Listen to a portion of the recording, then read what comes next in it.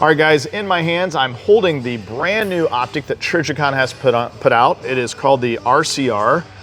This is housed in a 7075 T6 aluminum casing, so they're saying this is basically going to be as robust as the Trijicon ACOG. Sorry, I pointed that way because that's where they're sitting at in our store.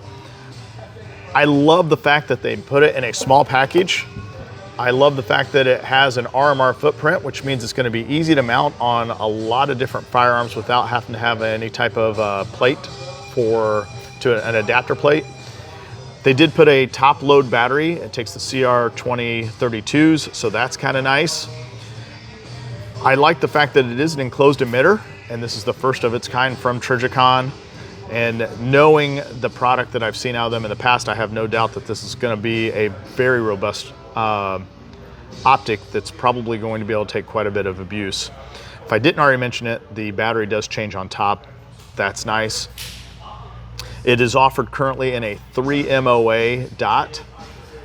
If I were going to say anything remotely negative about what I've seen out of it so far, the mounting system is going to be a little bit of a challenge. The way you mount this is from the side here.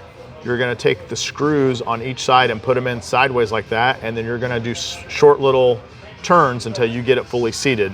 Once you get it fully seated, they do, because you can't get a torque wrench in there, they do give you this tool here that you would put right there, and you would take that torque wrench and go 4 more lines past where you've stopped, and that's going to let you know that you have the proper torque on that. So also kind of a neat tool that they've sent.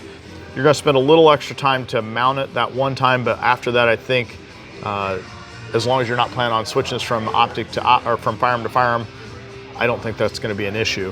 If you want to learn more about this optic, check it out at Trijicon.com or stop in here at the shop at Top Guns here at 5050 South 7th Street in Terre Haute, Indiana.